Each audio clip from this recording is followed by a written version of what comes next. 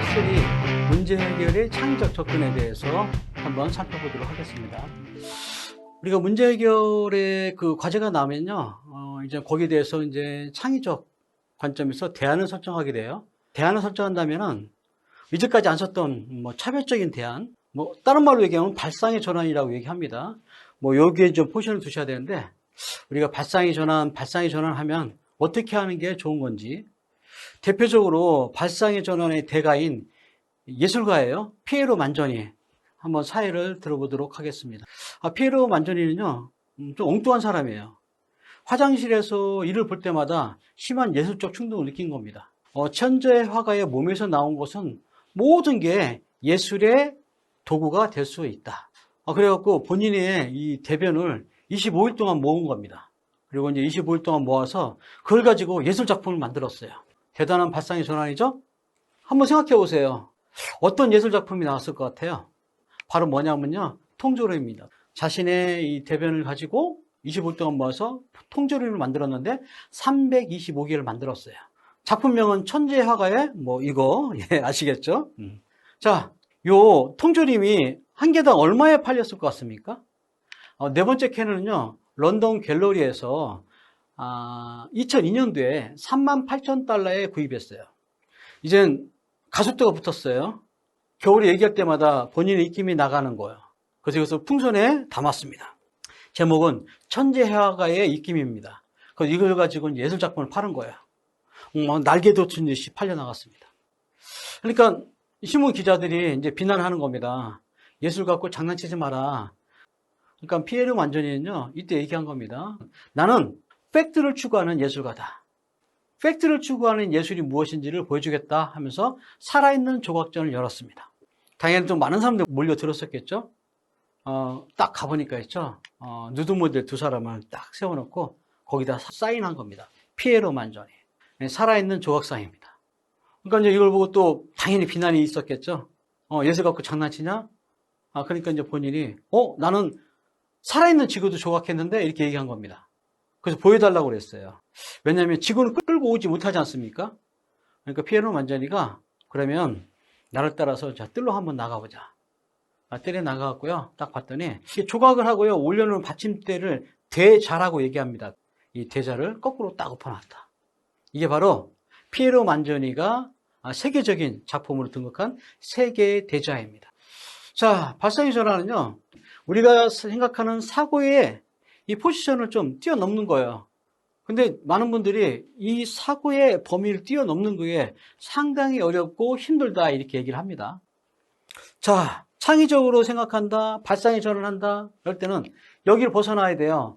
이 사고의 프레임, 다른 말로 얘기하면요, 고정관념, 선입관이라고 얘기합니다. 근데 이제 한 가지 중요한 게 뭐냐면요, 요 고정관념, 선입관을 벗어나려면 요 사고의 박스, 프레임을 벗어나야 된다. 그럼 이 프레임이 있어야 돼요. 요 프레임은요, 이렇게 얘기하면 고정관념, 선입관이지만 뒤집어 놓고 생각하면요, 나의 지식과 경험과 노하우다 하는 겁니다. 즉, 나의 지식과 경험과 노하우가 많기 때문에 또 거기에 맞춰서 프레임이 생기고 고정관념, 선입관도 같이 늘어난다는 거예요. 그러면 이제 정리를 한번 해볼까요? 발상의 전환, 창의적 사고를 하려면요, 중요한 게 이 프레임이 있어야 된다는 거예요. 지식, 경험, 노하우가 있어야만 이걸 통해서 새로운 걸 생각해낼 수 있다는 거예요. 단 한 가지, 여기하고 같이 늘어나는 고정관념, 선입관, 이걸 줄이는 노력을 하시면 된다는 거예요. 즉, 제한된 사고를 최소화할 수 있는 사고의 프레임을 찾으면 된다는 겁니다. 자, 그러면 이제 고정관념, 선입관을 이제 벗어나기 위해서는 어떻게 할까? 그렇게 한번 생각할 게 있어요. 창의란 무엇인가에 대해서. 김정은 소장님이 있습니다. 여러 가지 문제 연구소 소장. 자, 이분이 창의는 어떤 관점에서 바라봐야 되는가? 창의는 무엇인가? 강의한 부분이 있는데 짤막하게 편집한 겁니다. 한번 보시겠습니다. 창조라는 단어 자체는 일단 틀렸어요. 왜냐하면 창조는 영어로 크리에이션, 그건 신만 하는 거예요. 신만. 없는 데서 있는 걸 만들어내는 게 창조예요. 인간은 없는 데에서 있는 걸 절대 못 만들어내요. 한번 예를 들어봐. 없는 데서 만들어내는 거 한번 나한테 예를 들어보라고. 그러니까 창조 개념이 틀렸다니까. 그러니까 크리에이션이 아니고 크리에이티브, 창조적. 그러니까 신이 창조하는 것 같은 흉내를 낸다는 얘기예요. 그래서 한국에서는 그거를 창의성이라고 번역을 해요. 그런데 뭐가 창의성이냐? 다 사람마다 얘기하는 게 틀려요. 그래서 우리나라에서 제일 똑똑한 지식인인 네이버에 가서 한번 물어봤어요. 창의성은 뭐냐? 새로운 것을 생각해내는 특성이다. 뭐가 새로운 거냐 이게요. 또 문제가 생겼어요. 생전 듣도 보도 못한 거? 상상도 못하는 거? 아니 그런 걸 도대체 누가 만들어낼 수 있는데? 생각한다는 건 뭐냐면 어서 본 적이 있었던 것을 머릿속에 다시 한번 떠올리는 게 생각이에요. 그러니까 생전 듣도 보도 못하고 상상도 못하는 건 절대 못 만들어내는 거예요. 에? 창의성이란 달리 번역이 돼요. 창의성은 생전 듣도 보도 못하고 상상도 못하는 것을 만들어내는 능력이 아니라 다 있는 거, 익숙해서 있는 줄도 모르는 것을 새롭게 느끼게 만들어주는 것이 창의성이에요. 그걸 독일말로 뭐라고 하냐면 페프렘둥 그래요. 낯설게 한다 이게요. 낯설게 하기 예예요. 어느 시상식 사진이에요. 이렇게 보면 시상식 사진인데 제목을 아주 난감한 시상식 그러면 사진이 달리 보여요. 아주 난감한 시상식 그러면 난감해? 뭐가? 아 이렇게 되는 거예요. 보는 방식이 틀려진다는 얘기예요. 창의성이 별게 아니에요. 남들과 다른 방식으로 보는 게 창의성이에요. 지식기반 사회, 정보화 사회 이렇게 얘기합니다. 그럼 질문을 던져야 돼요. 뭐가 지식인데? 뭐가 정보인데? 그래서 내가 만든 게 에디톨로지예요. 한국 사람이 만든 학문이 뭐가 있냐고? 없다고. 그래서 그냥 내가 만들었어요. 에디톨로지. 창조 방법론이라 이거예요. 내가 연구를 해보니까 창조란 다 편집이더라 이게. 지식은 다 편집이더라 이거예요. 기존에 있는 것들을 편집해서 지식이 만들어지더라. 해 아래 새로운 것은 없어요. 하나도 없어요. 다 있는 것들을 새롭게 편집했을 따름이에요. 자, 김정은 그 소장님이 얘기한 창의는 결국 뭐다? 편집이다. 뭐 새로운 것을 만들어내는 게 아니다. 창의는 여러 가지 아이디어를 편집한 것이다. 그 편집의 기술이다. 이렇게 얘기하셨는데 저도 여기에 동의합니다. 자, 그런 관점에서 한번 우리가 창의성에 대해서 생각해 볼게요. 창의성은요, 크게 두 가지 프레임을 가지고 한번 생각해 볼 수 있습니다. 일상적인 창의성과 혁신적인 창의성이에요.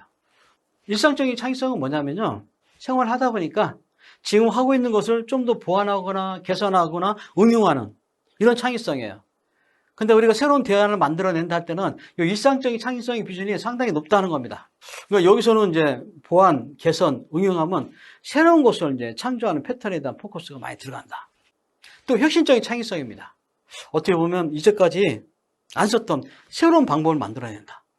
이제까지 없었던 차별적인 대안을 창조한다. 여기서는요, 아이디어를 내는 창의적 발산의 부분과 여러 가지 아이디어를 낸 것 중에서 베스트 아이디어를 선정한 수렴의 부분으로 나눌 수 있습니다. 그래서 제가 지금서부터 창의성에 대해서 접근 방법을 얘기할 때 일상적인 창의성과 혁신적인 창의성 두 가지 관점에서 한번 제가 말씀드리도록 하겠습니다. 자, 일상적인 창의성이에요. 일상적인 창의성의 해결 노하우는 일단 한번 체험해 본다는 거예요. 체험을 통해서 한번 관찰을 한번 해본다는 거예요. 관찰을 통해서 끊임없이 질문한다는 거예요. 이런 게 왜 일어났지? 이거보다 좋은 방법이 무엇일까? 이것을 왜 해야만 될까? 끊임없이 파이를 외쳐야 된다는 겁니다.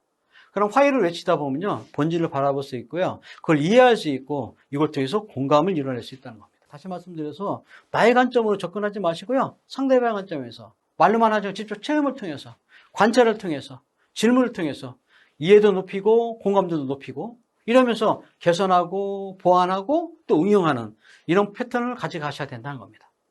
이해와 공감도, 이걸 높여야 된다는 게 핵심적인 키포인트고요. 자, 이해와 공감도가 왜 이렇게 중요할까? 한번 우리가 이제 사례를 보면요, 구호재단이 인도의 어느 시골 마을에 봉사활동을 하러 갔습니다. 그래서 이제 이 시골 마을에 필요한 게 무엇일까? 그래서 이제 많은 관찰을 했는데 하나 딱 들어온 장면이 있는 겁니다.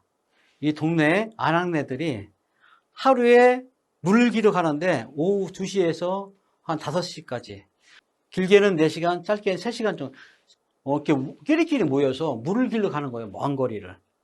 이걸 딱 보고 나서 했죠, 아이디어가 딱 떠오른 겁니다. 바로 이거다. 이 마을을 위해서 해줄 건 바로 이거다. 우물 펌프를 설치하는 거다. 그래갖고요, 우물 펌프를 설치해 준 겁니다. 근데 이제 중요한 게 이 우물 펌프를 아낙네들이 이용을 안 하더라는 거예요. 왜 그럴까? 너무너무 궁금하지 않습니까?